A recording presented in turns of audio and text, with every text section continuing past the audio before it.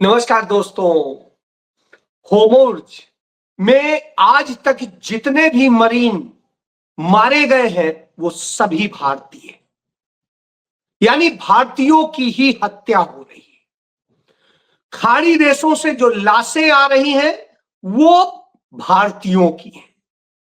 और पूरे दुनिया में जिस तरीके से संकट फैला है उसमें भारत ही एकमात्र देश है जहां के नागरिक अपने काम धंधे छोड़ करके, अपने कारोबार छोड़ करके अपने गांवों को पलायन कर रहे हैं।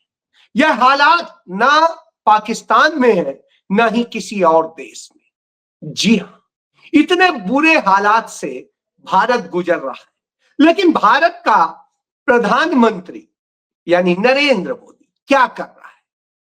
वो एक तो चोरी के वोटों से प्रधानमंत्री बना है, जैसा कि निर्मला सीतारमण के पति और बहुत बड़े विद्वान रिसर्चर पराकला प्रभाकर कहते हैं। और वो प्रभाकर ने जो पूरा डेटा दिया है उसके मुताबिक नरेंद्र मोदी सरकार चोरी से बनी सरकार है। नरेंद्र मोदी चोरी से बना प्रधानमंत्री है। जी हां, ये सारे डेटा मौजूद है। तो फिर शायद उसे चोरों पे भरोसा ज्यादा होगा और देश की चुनावी प्रक्रिया पर कम।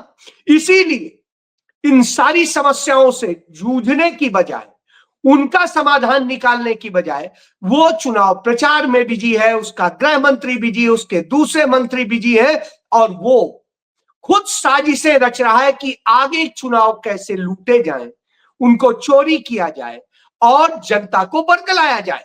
सबसे बड़ी समस्या इस देश की जनता है, जो तथाकथित रूप से आज बहुत एजुकेटेड है 1947 के मुकाबले, 1950-51 के मुकाबले। तो जो इतनी एजुकेटेड है आज वो उस अनएजुकेटेड जनता से, नागरिकों से बदतर हालत में, जी हां बदतर हालत में। क्योंकि आज जो भारत की स्थिति है उस स्थिति में वो बरगला ली जाती है तमाम झूठ से और वो बरगला जाते हैं, जबकि वो कम पढ़े लिखे लोग इतने समझदार होते थे कि वो नहीं बरगलाते थे। वो जानते थे सच क्या है और झूठ क्या है और उसके आधार पर खड़े होते थे। वो देखते थे, खुद एग्जामिन करते थे। उदाहरण दे देता हूं। मान लीजिए चंडीगढ़ में बैठ के कोई कहे कि 70 साल में कांग्रेस ने क्या किया या नेहरू ने क्या किया, तो सबसे बड़ी बात कि उसके गाल पर एक दो नहीं, जितने तमाचे लगा पाओ लगाने चाहिए। क्यों? जिस चंडीगढ़ में बैठ के वो यह शब्द कहता है तो इसका मतलब है वो यही नहीं जानता कि वो शहर ही उनका है, उन्हीं का बनाया है, नेहरू का बनाया है, कांग्रेस का बनाया है। इस शहर में जितने इंस्टीट्यूट हैं, जितने कॉलेज है, जितने स्कूल है, जिस भी तरीके से इसका डेवलपमेंट हुआ, जितने सेक्टर्स है, सब कुछ कांग्रेस का बनाया हुआ है। यहां पर गरीबों को जो रोजगार मिला और सब कुछ मिला वो कांग्रेस का दिया हुआ है। यानी जब सब कुछ कांग्रेस का किया, जिससे सभी पल बढ़ रहे हैं, सबको बराबर अवसर मिला, लेकिन लूटने का काम भाजपा के लोगों ने किया, आरएसएस के लोगों ने किया, जिन्होंने यहाँ की संपत्तियां लूटी, तमाम भवन लिए, तमाम दूसरे नाम से, तमाम एनजीओज के नाम से, और सस्ती दरों पे सारी जमीनें कब्जा ली हैं, कीमती जमीन।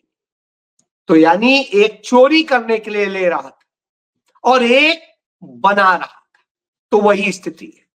तो आज जब हम यह बात करते हैं तो इसलिए कर रहे हैं कि भारत के लोग आज मारे जा रहे हैं। यह बात मैं नहीं कह रहा हूं, भारत का विदेश सचिव विक्रम मिस्री कहता है कि होर्मुज में जितने मरीन अब तक मारे गए हैं वो सभी भारतीय। यानी क्या स्थिति है कि सभी भारतीय मारे गए। उसी तरह खाड़ी देशों में मारे जा रहे हैं, रोजाना 20 लाशें आ रही।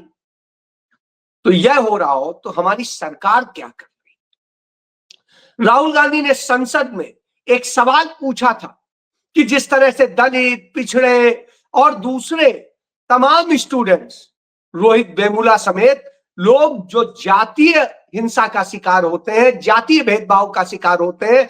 ऐसे कितने लोग हैं जो आत्महत्या कर ली या मरने के लिए मजबूर कर दिया गया है, बहुत कुछ। तो एक डेटा तो बता देते हैं कि नरेंद्र मोदी के शासनकाल में 65% छात्रों ने कि बढ़ गई आत्महत्याएं, 65%।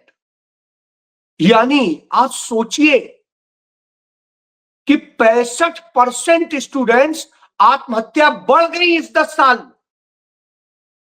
और 65% बढ़ गई हो, यानी कितनी निराशा के भाव में हमारे देश के स्टूडेंट्स जी रहे हैं, किस हाल में जी रहे हैं। लेकिन उन्होंने एक दूसरा उसमें डेटा नहीं दिया कि जातिगत आधार पर भेदभाव के कारण कितने में। तो उन्होंने कहा हम इसका डेटा ही नहीं रखते, यानी असली चीज का डेटा ही नहीं रखते। तो पहली बात तो हम कम से कम एक जो इन्होंने दिया है वो तो मान ही ले कि इतनी बड़ी तादाद में युवा आत्महत्या कर रहे हैं, तो आखिर वजह क्या है। तो जब वजह उसकी देखी जाती है, कहीं बेरोजगारी है, कहीं भेदभाव है, कहीं उनको कहीं परेशान किया जा रहा है या कुछ है, इस तरह से करके तमाम प्रताड़ना और तमाम कारण। रोजगार की स्थिति और शिक्षा में उस स्तर पर अवसर न उपलब्ध हो पाना भी एक बड़ा कारण। तो यानी इस तरह की स्थिति में नरेंद्र मोदी ने लाके खड़ा कर दिया कि 65% आत्महत्याएं स्टूडेंट्स में बढ़ गई। अब आप सोचिए कितनी बुरी चीज है। तब आता है तो भारत कर क्या रहा। यदि संकट पैदा हुआ ईरान इजराइल अमेरिका युद्ध का, तो ऐसी स्थिति में तमाम देशों ने अपने लिए राह खोजी। सबसे बड़ी बात मैं इसकी करूंगा, संयुक्त राष्ट्र संघ का जो सुरक्षा परिषद है उसमें जो 5 सदस्य हैं जिनके पास वीटो पावर है, तो अमेरिका है, रशिया है, ब्रिटेन है, फ्रांस है और चाइना है। तो अब आप सोचिए ऐसी स्थिति में ईरान के खिलाफ प्रस्ताव लाया जाता है कि उसके खिलाफ हॉर्मुज खुलवाने के लिए सैन्य इस्तेमाल हो, और इसके लिए किया गया। और यह प्रस्ताव पेश करता है कौन, कोई और नहीं, यूएई का जो सुल्तान है। नरेंद्र मोदी गले लगा के माई ब्रदर MBS, तो वही पेश करता है। जब वो यह प्रस्ताव करता है तो यह प्रस्ताव के खिलाफ रूस और चाइना का तो सभी को पता था खड़े हो जाएंगे, लेकिन फ्रांस भी खड़ा हो गया और डट करके इसके खिलाफ बोला, और इसी तरीके से तमाम सारे और भी देश। और उसका नतीजा देखिए आप, आज वह फ्रांस जो फ्रांस बिल्कुल अलग पड़ रहा था, परेशान था, आज उसे लाभ मिलने लगा। अब उसके भी जहाज आराम से हॉर्मुज रूट से निकलने लग गए। रूस के निकल रहे थे, चाइना के निकल रहे थे, अब उसके भी निकलने लगे। तो यह है।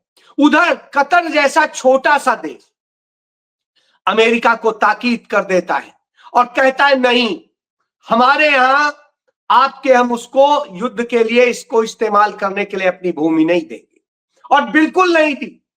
इटली उसने जवाब दे दिया, इसी तरह से तमाम सब।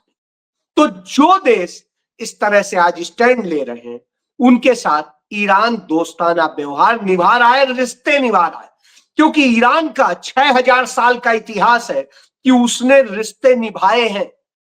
और यही बात डोनाल्ड ट्रंप को ईरान ने बड़े जोर शोर से बताया कि तुमने जो भी किया, लेकिन हमने सदैव रिश्ते निभाए हैं और हमने कभी भी किसी के साथ अन्याय नहीं किया। जी हां, वो अपने इतिहास को बताता है। तुमने जो किया है वो देख लीजिए, इसको इससे ही देख लीजिए, फोटो है, इसमें ये है, उसने लिखा है all bombed by the US terrorist state. US को वो टेररिस्ट स्टेट कह रहा है। इसमें कहा है B1 ब्रिज, जो एक पुल था, उस पुल को तोड़ा इन्होंने। इसके बाद मीनाब स्कूल जहां बच्चे मारे गए, फिर वहां पर जो मेडिकल इंस्टीट्यूट है 100 साल से अधिक पुराना था, उस पे रिसर्च इंस्टीट्यूट, उस पर बम गिराए गए और मिसाइल मारी गई। इसके बाद महात्मा गांधी हॉस्पिटल, वहां पर भी महात्मा गांधी जी के नाम पे, तो ये गांधी हॉस्पिटल, इसकी हालत ये कर दी। तो अब आप देखिए, तो इस तरह से करके उसने कहा कि ये वो जगह है जो वियना समझौता जो था, जिसके तहत कि कोई भी देश कैसे युद्ध की स्थिति में कहां कहां अटैक नहीं करेगा, नहीं तो वो युद्ध अपराधी माना जाएगा। लेकिन अमेरिका और इजराइल ने वह घिनौना काम किया, तब दुनिया के देश उसके साथ खड़े हो जाते हैं। तो यह स्थिति, उधर रसिया और चाइना कह रहे हैं कि हम तो शांति के प्रयास में साथ हैं, शांति आनी चाहिए, लेकिन किसी भी देश को दबा करके नहीं आनी चाहिए। तो ऐसी स्थिति में तो आप देखें, और ईरान दब भी नहीं रहा। ईरान ने अमेरिका का जो सबसे ताकतवर फाइटर प्लेन माना जाता है वो F-35, वो दूसरा F-35 भी मार गिराने का दावा किया। यानी पहले एक मारा था, अब एक और मार दिया। अब आप सोचिए, और उसके बचाव के लिए, रेस्क्यू के लिए जो हेलीकॉप्टर आया उसे भी उसने मार गिरा। तब सब समझ सकते हैं कि कैसे। तो ईरान यह भी कह रहा है होर्मुज से सिर्फ अमेरिकी ताबूत गुजर सकते हैं और कुछ नहीं, हम ताबूतों को मुफ्त में जाने देंगे। यानी अब अमेरिका अपना ताबूत बना के भेजे तो चला जाएगा। जी हां, अब आप सोचिए, इतने अटैक, इतने सब के बाद वो ये कर रहा है। तब अमेरिका का राष्ट्रपति घबराहट में क्या कहता है, वो कहने लग जाता है कि बेहद जो है ईरान के लोग बहुत साहसी हैं, बहुत बहादुर हैं, लेकिन वो जिस तरीके से गलत हाथों में खेल रहे हैं और वो सह रहे हैं, यह अपने आप में है, उन्हें इसको विरोध करना चाहिए। यानी वो उन्हें भड़काने की कोशिश कर रहा है। उन्होंने जो सही शब्द लिखा है पूरा वो बताता हूं, ईरानी लोग बहुत ही शक्तिशाली और साहसी होते हैं, दर्द सहन करने में सक्षम होते हैं, और मैं इनका सम्मान करता हूं, लेकिन ईरानी लड़ाकू नहीं है, बल्कि अच्छी बातचीत करने वाले हैं। ईरान के साथ बातचीत करने का समय आ गया है और मैं जल्द ही ईरान के साथ समझौता करना चाहता हूं। यानी आप समझ लीजिए, उस ईरान ने यह करके खड़ा कर दिया है। जब यह खड़ा कर दिया और भारत का प्रधानमंत्री इसके बावजूद डोनाल्ड ट्रंप के आगे सरेंडर है और भारत के लोगों का नुकसान करा रहा है। जी हां, वो चुनाव लूटने में कैसे चुनाव आयोग का इस्तेमाल करके, न्यायपालिका का इस्तेमाल करके और दूसरे का इस्तेमाल करके खेल किया जाए, लोगों के वोट काटे जाए, चुनाव जीता जाए और ये किया जाए।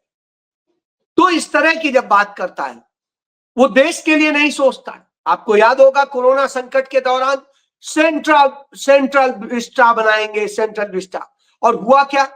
सेंट्रल विस्टा बनाया, 20,000 करोड़ रुपया खर्च हुआ। उस वक्त में जब लोगों को जरूरत थी, लोग मर रहे थे, पेड़ लगाने के नाम पे हजारों करोड़ रुपया खर्च हुआ, और खुद लोकसभा में जवाब दिया है सरकार ने कि जो पेड़ लगाए गए थे उनमें 43% से अधिक पेड़ सूख गए, खत्म हो गए। यानी अब आप समझिए कि सिर्फ ड्रामा किया गया था और ये हुआ। तब आप सोच लीजिए, तो यह नरेंद्र मोदी यह करते हैं, वो देश के लिए नहीं करते।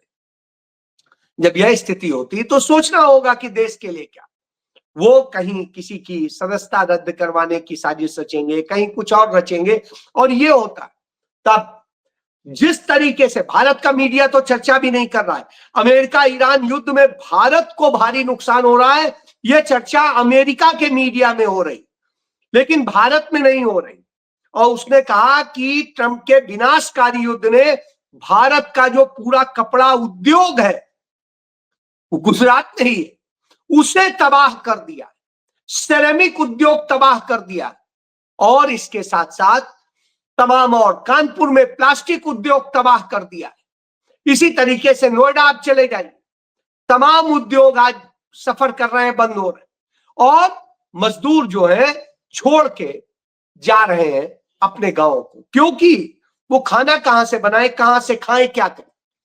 होटल में खाने की स्थिति नहीं, क्योंकि इंडस्ट्रियल गैस भी इतनी महंगी हो गई है। जो उन्हें थाली 50 रुपए की मिला करती थी, वो थाली अब 80 से 100 रुपए में मिल रही है। यानी आप बताइए वो कहां से एडजस्ट करेंगे। तो जब यह दशा हो तो स्वाभाविक सी बात है, इसको लेकर के हमें समझने की जरूरत है, तब ये करते हैं। तो यह स्थिति हो रही हो तो आप ना करिए। और ऐसे में हमारा प्रधानमंत्री इन समस्याओं का समाधान निकालने की बजाय अपनी साजिशों में मस्त। जब साजिशें होती हैं और ये सब कुछ होता है तो आता है कि आखिर देश के लिए कौन सोचेगा। तो देश के लिए सोचने का नहीं। उधर आप देखिए, यूएई ने जैसे ही देखा कि वीटो पावर वाले 3 देश एक तरफ आ गए ईरान के, तो तुरंत एमबीएस, वही जो सुल्तान का बेटा है, प्रिंस क्राउन है, वो यूएई का, वो पहुंच जाता है रसिया के पास और उसको कॉल करता है, वहां के राष्ट्रपति से बात करता है, पुतिन से, और कहता है कि आप हमारी मदद कीजिए, हमें बचाइए। सोचिए, जो इजराइल और अमेरिका के साथ खड़ा था आज वो सरेंडर कर रहा है। उधर डोनाल्ड ट्रंप इतना बौखला गए कि इतने दिनों में ही आप देख लीजिए, उन्होंने अपनी सेना के इतने कमांडर्स को 1 2 3 4 5 6 7 को नौकरी से निकाल दिया। अब आप सोचिए, 7 को नौकरी से निकाल दिया जो सेना से। क्यों? क्योंकि हालत बिगड़ी हुई। वो कह रहे हैं कि हम क्या लड़े जाके, आपने आज हमें इतना मजबूर कर दिया है। नरेंद्र मोदी ने भी यही किया है। भारत की सेना को, भारत की पुलिस को, भारत के सैन्य बलों को भी मजबूर कर दिया है। जिस तरह से अग्निवीर बना करके सेना को कमजोर किया गया, किस साजिश में किया गया है आप समझ सकते हैं। मैं बार बार बताता हूं कि नरेंद्र मोदी सीआईए एजेंट, तो वो नरेंद्र मोदी उसी अमेरिका के कहे पर, क्योंकि अमेरिका ने अपने जो ऑर्डर जारी किया था, एग्जीक्यूटिव ऑर्डर 6 फरवरी 2026 को, उसमें लिखा है कि भारत की नेशनल सिक्योरिटी उसके अलाइन रहेगी, यानी वो जो चाहेगा। तो इन्होंने अग्निवीर बना करके अमेरिका की इच्छा पूरी की है, सीआईए की इच्छा पूरी की और सेना को कमजोर कर दिया। हथियार खरीदते जाइए, सेना में दमदार लोग ही नहीं रहेंगे तो उसका क्या करोगे? चार डालो।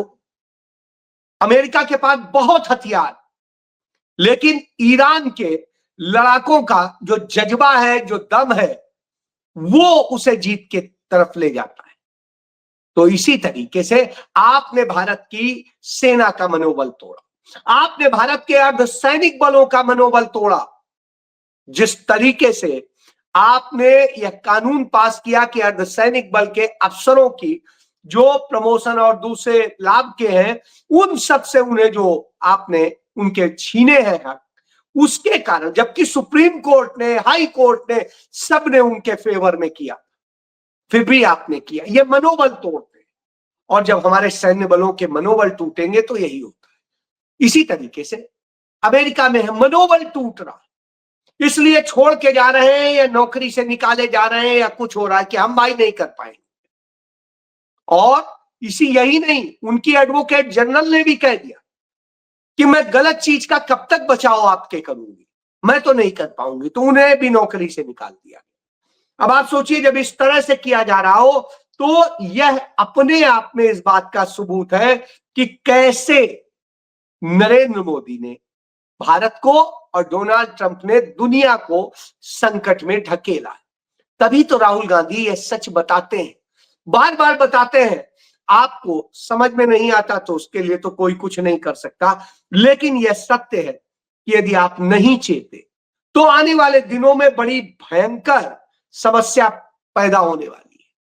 और वह समस्या आपको पूरी तरीके से परेशान कर देगी। आपको कतर से सीखना चाहिए कि कतर ने किस तरीके से इजराइल के जहाज को उतरने से रोक दिया। और यही नहीं, अपने नक्शे में उसने, मैप में, जो गाजा का क्षेत्र था वो इजराइल से अलग दिखाया, वो इजराइल उससे गायब कर दिया नक्शे से, और उसने कह दिया ये कहीं पर भी इजराइल का नहीं है। और यह सत्य, उधर चाइना जवाब दे ही रहा है। तो चाइना की विदेश मंत्री ने कहा होर्मुज जलडमरू से युद्ध से पहले ही खुला हुआ, इसकी रुकावट की असली वजह ईरान पर अमेरिका और इजराइल का थोपा गया युद्ध, यानी होर्मुज फ्री में खुला था, आपने यह किया जिसके कारण दुनिया परेशान हो रही है। तो अब आप समझ लीजिए, जब यह सरकार कर रही हो तो निश्चित रूप से है, और उधर ईरान पूरी दुनिया में गेम बदल रहा है, वो दुनिया की कूटनीति को बदलने के लिए मजबूर उसने कर दिया है, और उसकी रणनीति इतनी सफल हुई कि संयुक्त राष्ट्र में पूरा गेम पलट गया और अरब देशों का जो प्रस्ताव था उसके खिलाफ वो देखते ही देखते गिर गया। जी हाँ, यह सच। तो समझिए, यह सीखना चाहिए नरेंद्र मोदी को, नहीं और कहीं ज्यादा दूर जाने की जरूरत है, राहुल गांधी से ट्रेनिंग ले। जी जय।